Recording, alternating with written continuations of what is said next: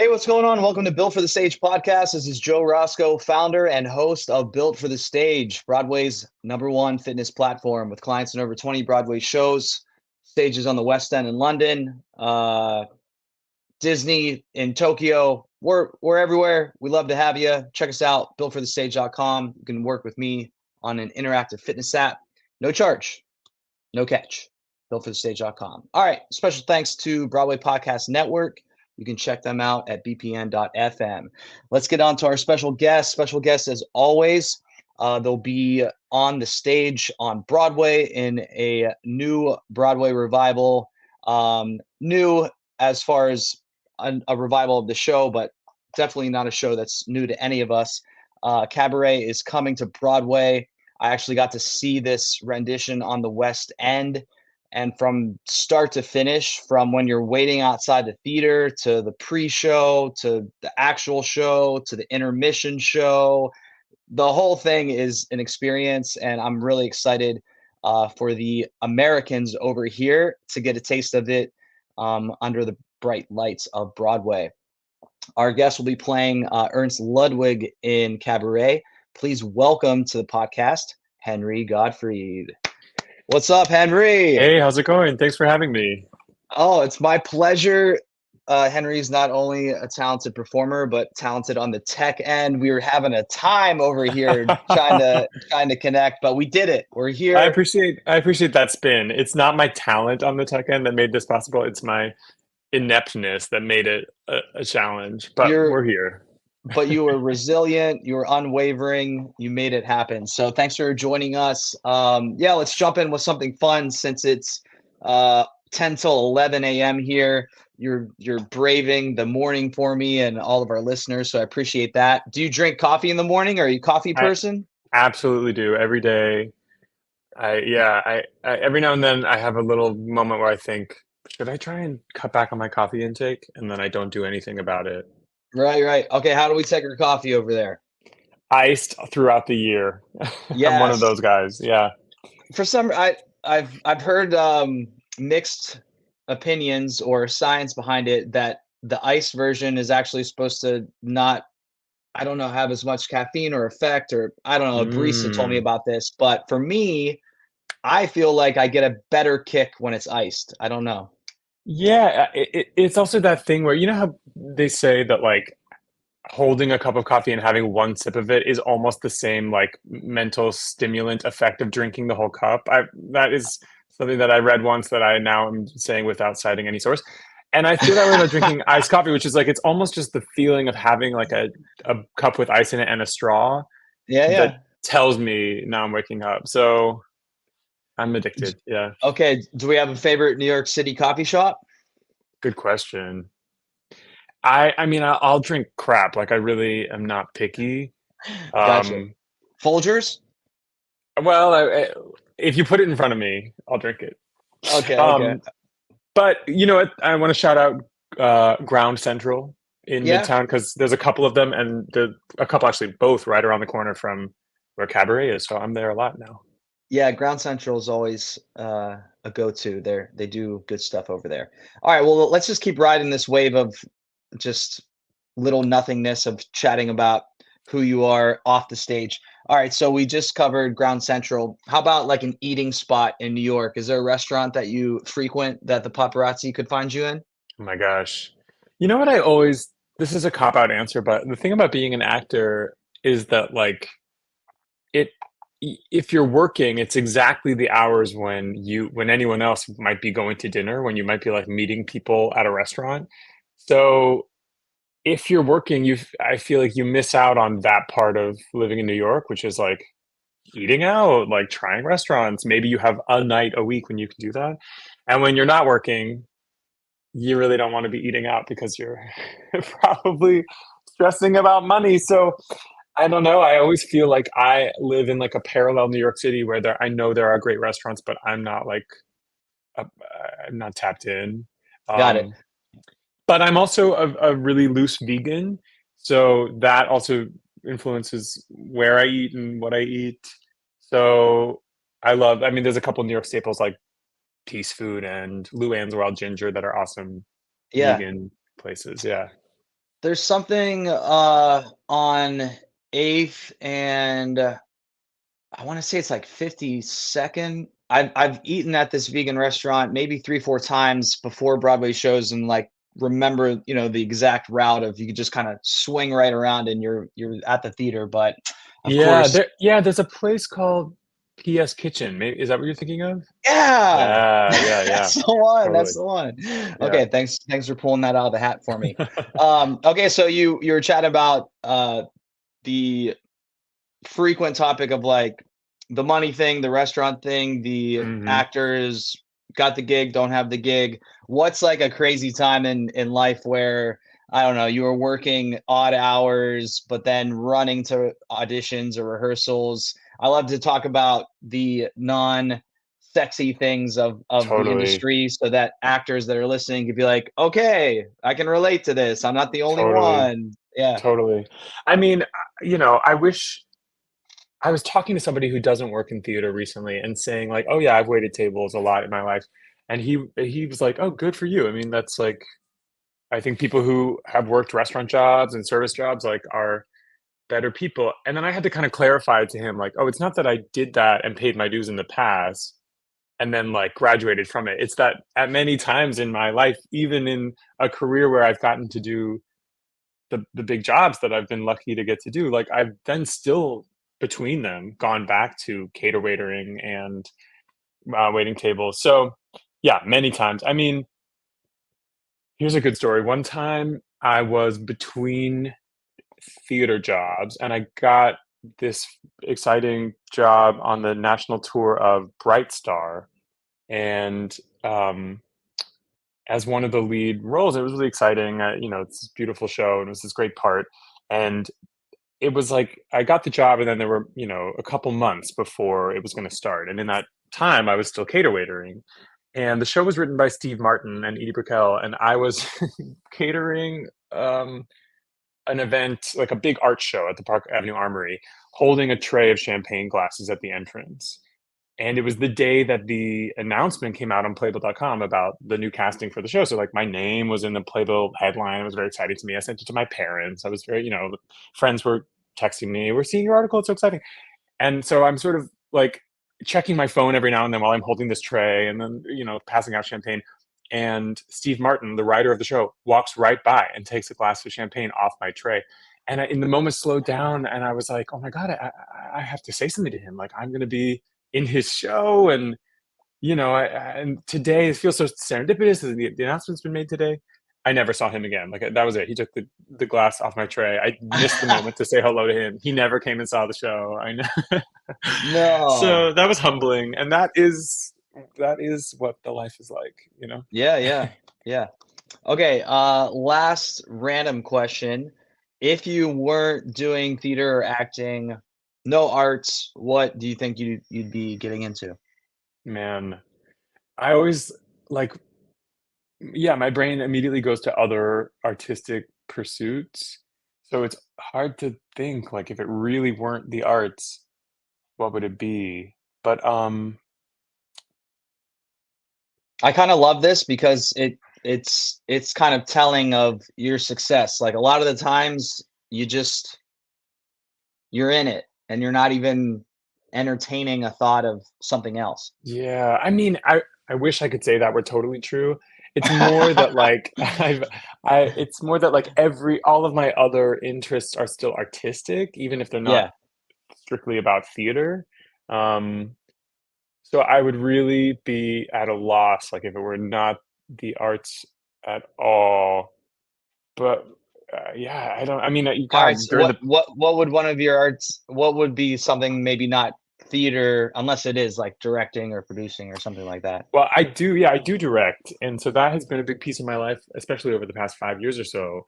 Is like folding that into my life as well, and opening both those avenues to be acting and directing back and forth and on different projects at the same time. So that's been really exciting to me. So I mean, yeah, even in the pandemic, I was sort of like I had been spending a lot of energy in the couple of years leading up to the pandemic trying to figure out how I could get into rooms as an assistant director, observing other directors doing assistant work and some small projects of my own.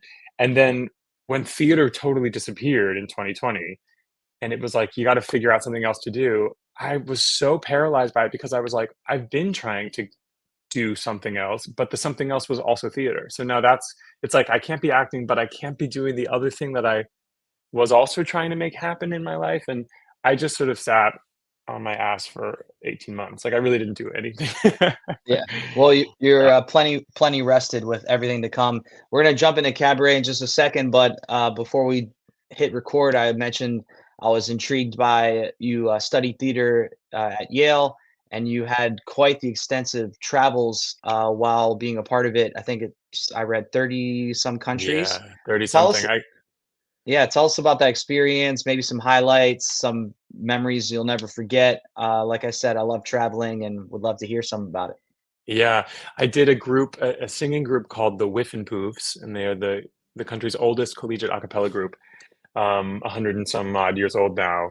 And the way that the year works is that it's just a 1 year commitment, and for the most part, the students who do it, it's 14 students, unenroll from school for the year because there's so much performing and gigging and traveling. So my group, it's sort of different year to year what that group does, what their itinerary is for the travel. But my group, I think, yeah, went to 30 something countries. It was crazy. I mean, it was uh, once in a lifetime and incredible. And in another way, it was so densely packed with experiences that they bleed together, and it's like hard to remember everything I saw and experienced in that year. Plus, we were like chronically sort of underslept and probably drinking too much. So it really is like a blur. We were all 21 years old, and I just like planned the trip like 21-year-olds would, planned the travel like 21-year-old was with no um yeah, making no accommodations for our own health and well-being. So Yeah. it was bizarre, but yeah, I mean, incredible. We went to Madagascar and Jordan and places that I I would probably not have ended up with a reason to travel to, let alone a lot of like the major world capitals that I might have otherwise, Tokyo and Paris and places that I might have had already been, or might go otherwise in my life. So it was an incredible range of like just yeah, this dense year of the Galapagos. I mean, crazy things I can't even like begin to like remember the highlights because there are things that sometimes friends of mine and I have reminisced about that year and gone, oh yeah, we were at the pyramids that morning. Like it's just so many experiences. Yeah. Well, if you unenrolled, did it take you 1 year longer to complete school, I'm assuming? Yeah, yeah, I did. So I Oh, was there at Yale for 5 years. Only, that 1 year in the middle, I wasn't a student, but I was still on campus and feeling sort of like I was still in. It kind of feels like I got 5 years of college, which I was totally happy with. I was like so happy to just sit in the oven and bake longer. yeah. Yeah, All yeah, right. Well, okay, cool. Well, maybe you can relive some of those visits later in life and then remember like, oh, yeah, I had a massive hangover the last time I was here. Now I can see this yes, a little bit clear clearer eyed now. this time. Yeah, totally. I hope Yeah. so.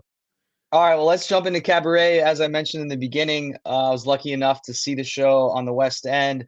When you booked the show or heard about it, did you just think like, last puff of the cigarette, put it out, cabaret as usual, I know the drill, or did you know going into it like this is gonna be special, this is gonna be different? I did. No, I did have a feeling that it was going to be special even before I had the audition.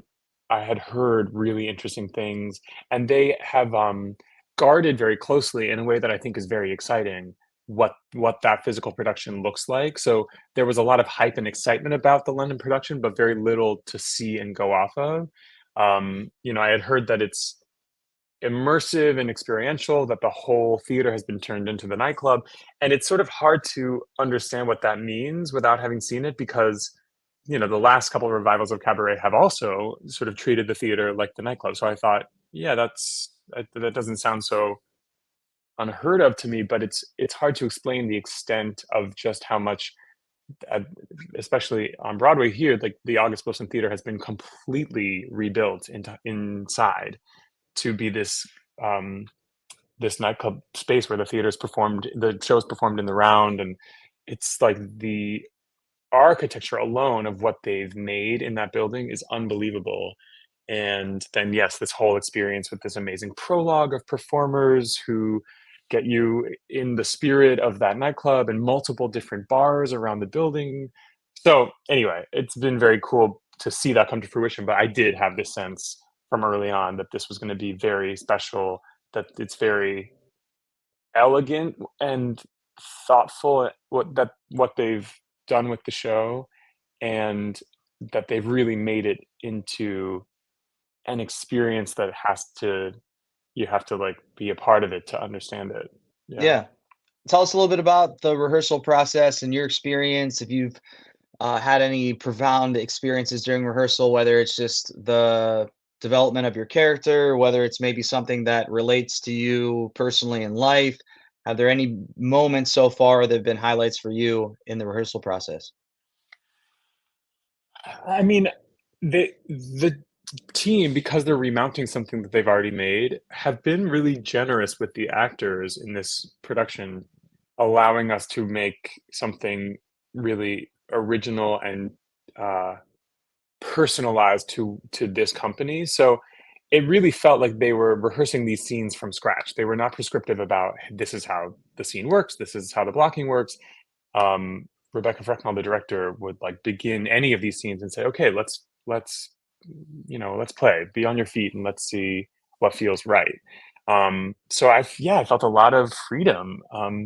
At times, almost so much freedom that I was like, "Is this what you have in mind?" Knowing that they had made it before and they've put many actors of several years of this London role into these roles over and over again. Mm, So I was, there were some moments where I thought, surely you must have something in mind of how it has worked in the past. And yeah, Rebecca has just like gave a lot of license to say, you do it your way, until a moment where it was necessary to say, you know what, actually, we have here's an offering. They would say, if you turn over this shoulder, it'll read better. yeah, Um, yeah. so it was really exciting, and all of the scenes that I do, really, the bulk of everything I do in the show is with the character of Cliff, who's played by Atu Blankson Wood, and I'm such an instant fan of his and think he's so special. So it's been really cool to make something with him. That my function in this role in the play is primarily as a person like that he meets and a relationship that he develops. One of the relationships that he develops. It's a story we're really following Cliff. So it's been cool to construct those scenes with him as a partner. Yeah, I loved that experience. What's it been like kind of painting the layers of your character where as an audience, especially in the beginning, you want to love your character. You want to, oh, this is a, fun, boisterous person that I don't know, kind of brings life to the play. And then, we later find out the darker side of your character. What's it been like kind of layering that cake in the rehearsal process? Yeah, totally. I feel like my responsibility to the show is just that part of it at the front end, which is about being charming, being friendly and personable and welcoming Cliff and making him feel like how amazing that it's possible to meet someone on the train and kind of instantly have a new friend in this new city. And the more that is really felt by the audience, that like these are two guys who are really getting along, and this beautiful serendipity of a chance meet on the train like results in like a real kind of friendship where they have a good time together, and he helps him out and he helps him figure out how to make money in town. That makes the twist, the sort of betrayal that Cliff feels when he finds out what Ernst's politics are, that the audience experiences a version of that too. So yeah, as far as like the layers go, I thankfully don't feel like I need to like figure out the psychology so much. I mean, it's interesting to ponder, but I don't think it's necessary for what I have to do on stage for this story Yeah. to figure out those layers of psychology of why Ernst's politics might be what they are. I mean, I have ideas about that, but it really doesn't show up in this play. He doesn't have to justify his politics. Yeah. Right. good actor, not making a thing out of what is actually not a thing within the piece. Good for Yeah, good I for mean, you. yeah, I guess it's also sort Because of like, we've all been there where you're in a rehearsal process and someone is so consumed with, let's just say, themselves that it's a play about I don't know, their character's arc, and it really has nothing to right, necessarily do with right. I mean, it can be very special crafting a character where you want to just go so deep about like, I have asked a lot of questions about who this person is and I've answered all those questions. But but you're right, like you can get hung up on things that are like have no bearing really on what happens on stage. Yeah, Um, so again, like that's not to say that I haven't sort of asked some of those questions about who Ernst is. It's fun to ask them and read about the time period, read about the politics and who what their messaging was and who was falling into being indoctrinated by this ideology. But yeah, like the scene, what I do in the play is actually so isolated. It's just like a few very small scenes, and so mm, in order to make those scenes function well, my real responsibility is just to be the person that Cliff experiences Ernst as being, I think. yeah. Moving on to you were talking about just the other elements of history that tie into this piece. Do you think that there's anything from your studies that were interesting that you would think, oh, if an audience member stepped into the theater and had this little piece of information, it could alter their perspective even more about how they're viewing the show? Yeah, it's a good question. I mean, I think for a lot of people, separate from like you said, like the piece, people are really familiar with the piece Cabaret. A lot of actors are really, or a lot of audience come already with a relationship to Cabaret.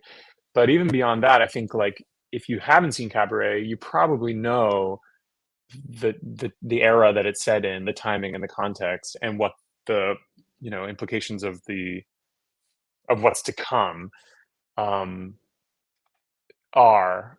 That was a half-baked sentence, but anyway, I think that what's interesting about how Cabaret works is that it's actually like fairly early. The play set in 1930, and it's actually fairly early as far as what's to come in the politics and the horrors of the Holocaust that are yet to follow. So it's early. It's like all about the rumblings of what is just beginning to take place and what ideologies are beginning to take root. Um, and so I think it can be. I think yeah, it's like if you come in already knowing what horrible atrocities are going to happen, the play is using your knowledge of that a little bit to like create that foreboding, but it's also um, interesting to just remember how early 1930 is in the scope of what Yeah, will happen over 15 years after. Um,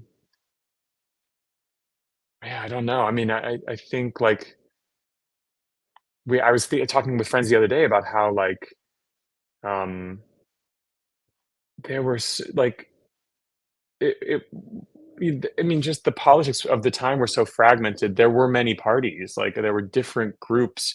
There mm, were communists, there were social democrats, like who had different ideologies, and a government that was sort of spread out amongst these different parties. It wasn't a two-party system the way we know it in America. It was really like there were different, totally different vantages for these different politics, and the Nazis were just one at that time. Were just one of many different political groups, and it was easy to dismiss them as being potentially fringe until they weren't. So Cabaret is sort of in that Brinksy time where mm.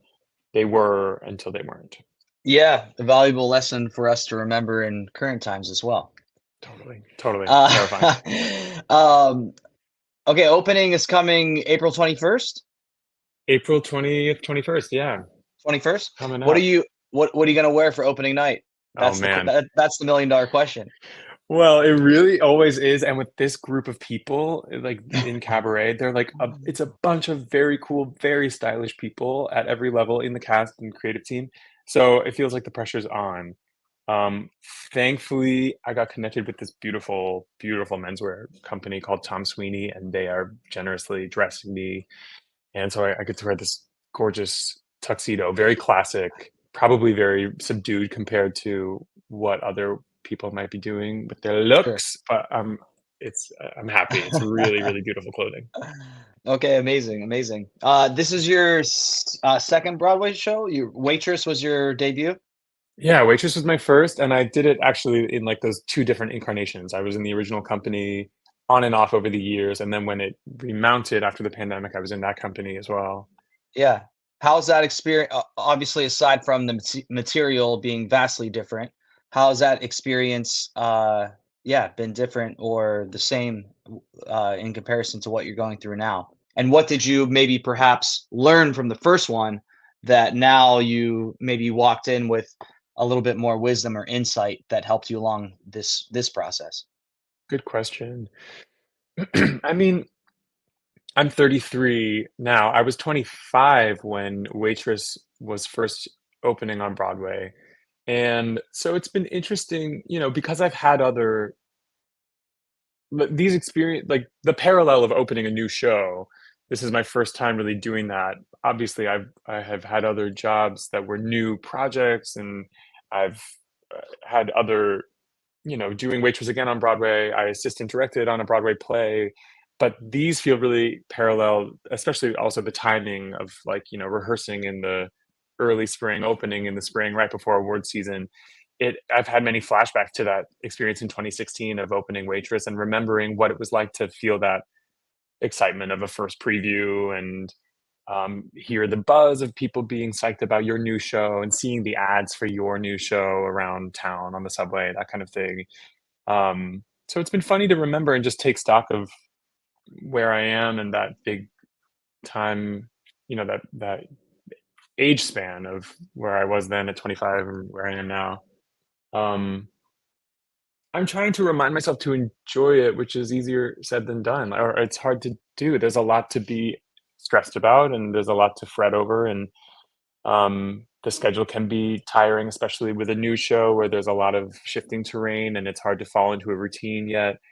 And I had an actor friend recently say, "Yeah, but remember to enjoy it because you're not going to make the experience any better by just suffering over it, by just leaning into your anxiety, even if there is stuff to be anxious about." So I keep saying it out loud to remind myself and see if it holds. Mm. I like that. I think you can't deny anxiety or the justification of feeling that way, but taking the moment to realize, yes, I'm feeling this way, and yes, it's justified, but there's so much good that's going on around me, and the anxiety is partially from the good.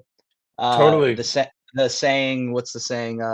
Heavy is the head that wears the crown, and Yeah, yeah, totally. it's a uh, not a right, but a privilege that you're in this situation, and to remind yourself there be thousands of actors that would love to feel anxious like I'm feeling right Totally. now. Totally. I mean, Yeah. that's part of I was talking about this with Atu and with several of the other actors in Cabaret. Like, it's very special to care so much about the thing you're a part of, to know that it is really like that it has this excitement around it, and we all really feel, I think, that it's a very beautiful piece. And so with that, there's a responsibility to want to do it well. Both this show, Cabaret, because it's just such a great musical. It's like top 5. It's so good. It's so good on the page. Like the writing is so brilliant and it has this amazing history and legacy. And then this production in specific is just really beautiful and very unique and very moving. So yeah, there's a feeling of like wanting to do it justice and wanting to execute well for the Yeah. show and for the production, Yeah. um, which is a good feeling. You're right. It's like an indicator of caring. It's an indicator that like, oh, this matters to me, and I want it. I want to do it well. Yeah. Okay, Henry, thank you so much for your time. Appreciate you being on Built for the Stage podcast. Good to know you a little bit better. best wishes for April 21st. Everyone that's listening, make sure you run to the theater to see Cabaret. Like I said, I'll say it again. I got to see it, and it's the real deal. It's not your, oh, I've seen Cabaret, a handful, 10 times, however many times. This is going to be a different experience, and I hope that you make your way to the theater to see Henry and the rest of the cast. Henry, thanks so much. Awesome. Nice talking with you, Joe. Thanks for having me. Yeah, my pleasure. All right, everyone. Henry Gottfried. Make sure, again, go to Cabaret, see Henry. You can check out Henry's Instagram in the description of this episode. Go ahead and give him a follow along with his journey as he revives this epic piece. I'm Joe Roscoe with Built for the Stage. You can check us out on the gram as well at Built for the Stage. Actors are athletes. Train like one.